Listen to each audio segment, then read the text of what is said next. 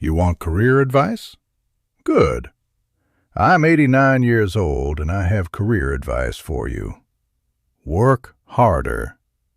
I'm serious. Whatever you're doing right now, it's not enough. You think you're busy? You think you're grinding? Please. I was running 3 divisions across 2 continents before you were born. I logged 90-hour weeks for 40 years straight. I had a driver take me to the office at 5 a.m. and bring me home at midnight.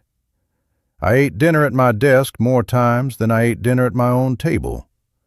And you know what? It worked. I made more money than you will ever see. I had a corner office on the 47th floor with a view of the entire city. I had the respect of men whose names you'd recognize from the financial pages. I won.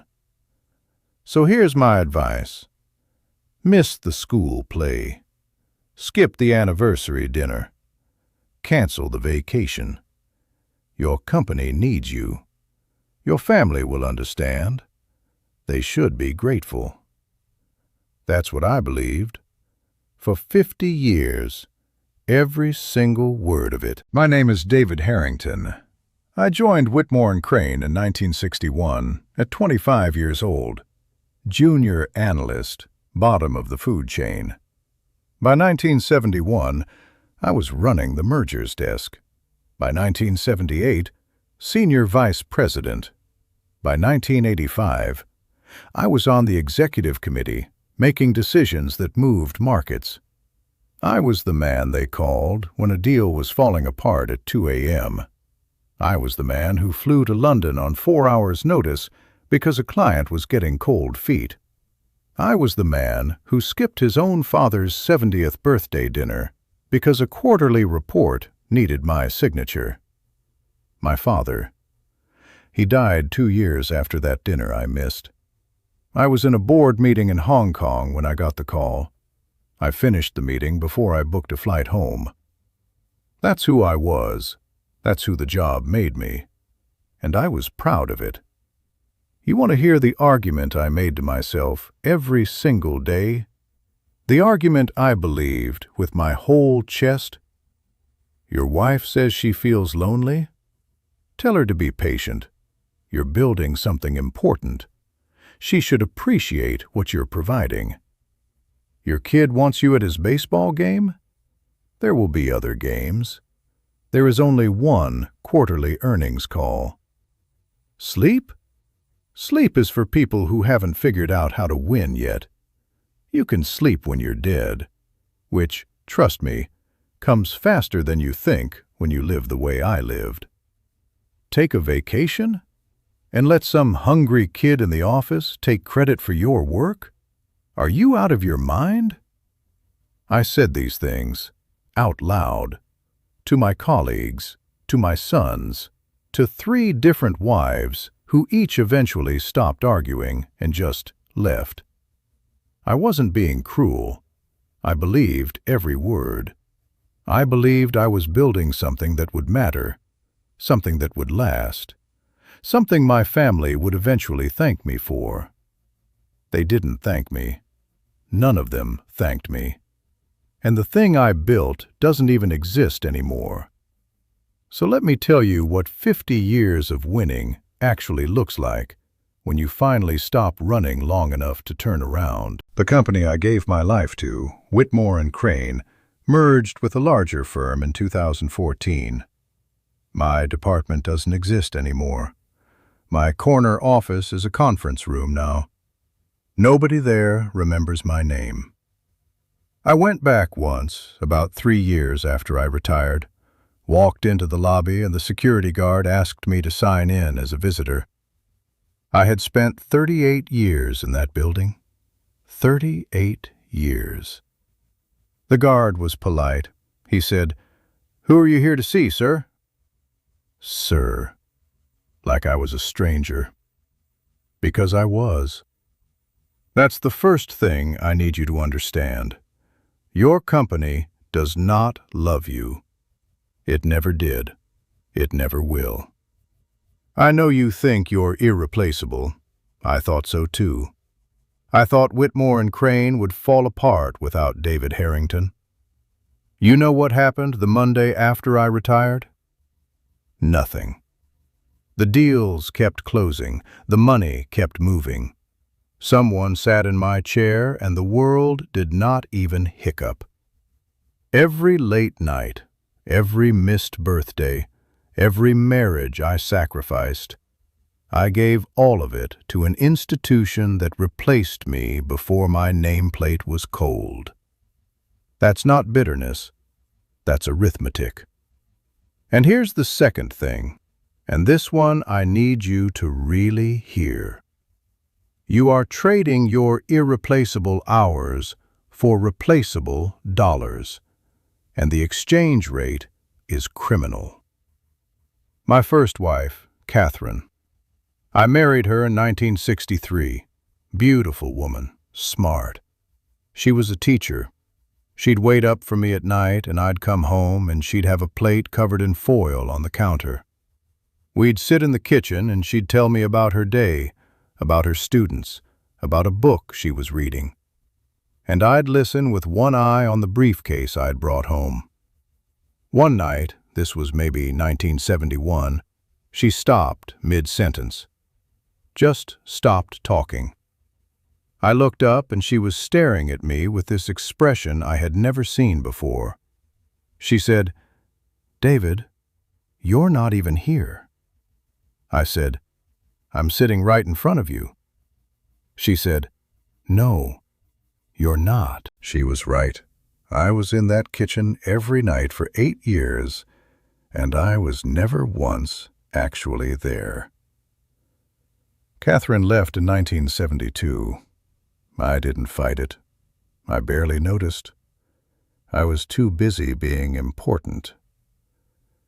My second wife, Linda. We married in 1980. She was sharper than Catherine, more direct. She used to ask me one question that I hated.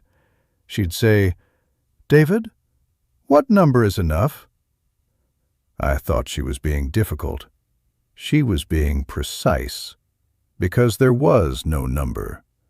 There was never going to be a number. I told myself I'd slow down once I made vice president. Then I made it, and moved the goalpost to the executive committee. Then the executive committee, and I moved it to a certain net worth. I hit that number in 1983 and moved it again. Hit the new one in 1990 and moved it again. The finish line was a lie I told myself so I could keep running.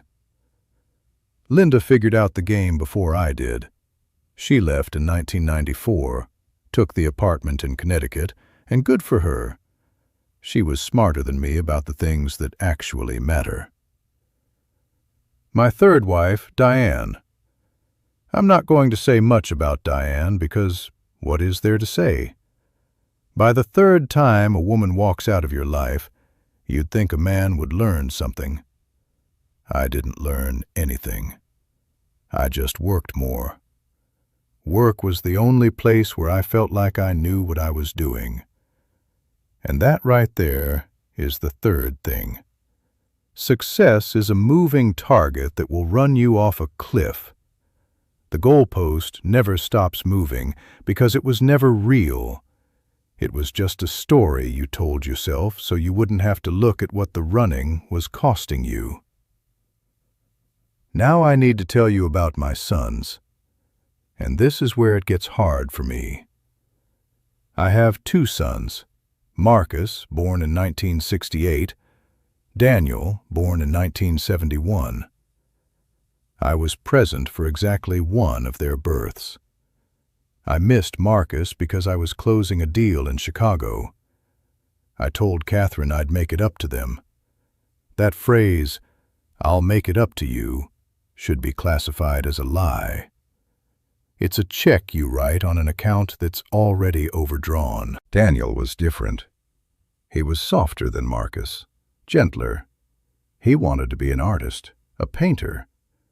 When he told me that at 17, I laughed. I didn't mean it to be cruel, but it was the cruelest thing I've ever done in my life. I said, "Painters don't eat, Daniel. Get a real degree." He got a business degree because I made him. He hated every minute of it. He went into sales, then marketing, then consulting. He was miserable in every job he ever had. He drank too much. He married a woman I never met because I was too busy to come to the wedding. My own son's wedding. I told him I'd try to make the reception. I didn't make the reception. And I don't even remember what I was doing instead. That's the part that kills me. I can't even remember what was so important that it was worth more than watching my son get married. Daniel and I hadn't spoken in 11 years when he died. November 8th, 2019. He was 48 years old. Liver failure. His wife's lawyer called me because there was a question about his estate. That's how I found out my son was dead. A lawyer. Calling about paperwork. I didn't even know he was sick. I sat in this chair. This exact chair I'm sitting in right now. And I thought about every single time I chose a spreadsheet over a phone call to my son. Every Christmas I worked through. Every birthday card I had my assistant buy and sign. Every time Daniel reached out and I said, "I'm swamped right now, can we talk next week?" Next week never came. It never comes. I want you to hear that not in your head, but in your bones. Next week is a lie. It is the most dangerous lie in the English language because it sounds so reasonable. It sounds like a plan. It is not a plan. It is a way of saying no without having the courage to say no. I had to call Marcus to find out what happened to his brother. Calling a son who won't speak to me to ask about a son who can't. That was the first time in 50 years I felt the actual weight of what I had done. Not what the company had done to me, not what life had done to me, what I had done. To them. To all of them. Here's what took me 89 years to understand. And I need you to get this because I didn't get it until there was almost nothing left to save. You think success has one ledger, the career ledger. Revenue, promotions, titles, net worth. That's the ledger you check every quarter. That's the one with the numbers going up. But there's a second ledger, the one you never look at. The one that tracks every dinner you missed, every conversation you cut short, every person who stopped waiting for you and quietly walked away. That ledger is running in the background every single day of your life. And the entries on it are not reversible. You can always make more money. You cannot make more time with your son.